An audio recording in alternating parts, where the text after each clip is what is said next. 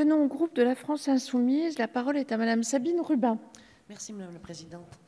Monsieur le Ministre, à Vanves, une réunion d'information sur la réforme du lycée à destination des parents et des élèves est interdite par le rectorat. Dans les Bouches-du-Rhône, un mail du DAZEN demande expressément au chef d'établissement de ne pas accueillir des temps de réunion communs entre enseignants, parents d'élèves et élèves. À Dijon, une enseignante est convoquée par le recteur pour avoir rédigé un article satirique sur une apparition télévisée d'Emmanuel Macron.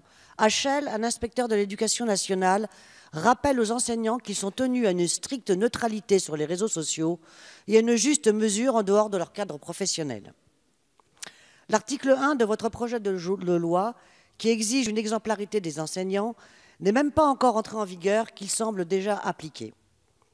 Faut-il vous rappeler que cette notion d'exemplarité s'inspire d'un arrêt du Conseil d'État pour un fait grave de pédophilie?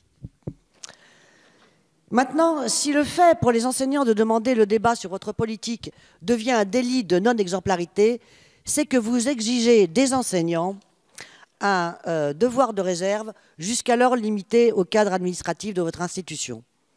Mais les enseignants, eux, ont bien compris votre projet. Vous souhaitez les mettre au pas. Ils m'ont même confié leur sentiment d'être prisonniers de leur propre école. Car à cette prison de la pensée s'ajoute également une prison géographique. Votre dernière circulaire du mouvement intradépartemental les oblige en effet à faire des vœux de mobilité par bassin de vie et non plus pour une école particulière. Une manière de les assigner à résidence, car beaucoup ne bougeront pas, craignant de voir leurs conditions de travail se dégrader davantage. Et bien sûr, des conséquences pour les enfants des quartiers populaires qui n'auront devant eux que des enseignants inexpérimentés. Monsieur le ministre, 2 questions. Pourquoi votre école de la confiance repose-t-elle sur tant de défiance et tant de contraintes pour le corps enseignant qui porte pourtant quotidiennement votre institution à bout de bras? 2e question. Votre politique éducative consiste-t-elle à dresser plutôt qu'à éduquer les futurs citoyens en muselant d'ores et déjà la parole de ceux qui sont censés les former à l'analyse et à l'esprit critique? Merci Madame la députée. Monsieur le ministre. Madame la Présidente, Madame la députée, il y a plusieurs questions dans votre question. Vous le reconnaîtrez vous-même. Il y a aussi une contradiction. La contradiction, c'est lorsque vous pointez les dangers supposés de ce fameux article 1 en pointant des choses qui existent déjà alors même que la loi n'est pas en vigueur. Si nous étions dans l'objectif de faire ces choses-là que vous pointez au travers de l'article 1 ne serait pas nécessaire puisque nous avons déjà les moyens juridiques de faire ce que vous n'aimez pas que nous fassions.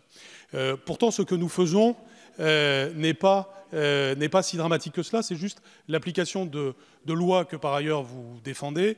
Je pense à la loi de 83 de Nice-et-le-Port, que nous avons d'ailleurs rappelée dans la loi, que vous avez adoptée en première lecture, et qui tout simplement parle de droits et devoirs du fonctionnaire de manière naturelle. Et je pense que dans toutes les traditions politiques ici présentes, on reconnaîtra qu'il y a des droits et des devoirs des fonctionnaires sans aucun problème. Donc nous nous basons sur le droit existant pour faire respecter un certain nombre de choses, et vous avez cité des exemples extrêmement hétéroclites.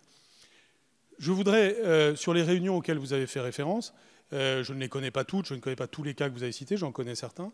J'ai été parfois frappé, en effet, de voir qu'au retour des vacances de la Toussaint, il y avait des réunions d'information qui étaient prévues pour que justement les élèves puissent se décider pour l'année prochaine. Dans certains endroits, certains ont pensé juste de transformer ces réunions d'information en réunions, je ne sais comment les qualifier, mais en tout cas pour des réunions, disons, militantes contre la réforme du lycée. Il est évident qu'en effet, ça n'est pas approprié. Et que ça rejoint les 2 remarques que j'ai déjà faites précédemment. Les gens qui font ça, ils pensent peut-être être très progressistes.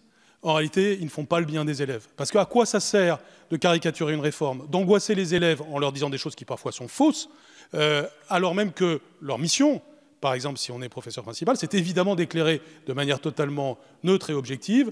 Et rappelons que le principe de laïcité, auquel nous sommes très attachés, c'est aussi un principe de neutralité, et pas seulement sur le plan religieux. Eh bien, ce principe suppose que, tout simplement, on veuille le bien des élèves en les orientant normalement. Je n'ai pas le temps de vous en dire plus, mais je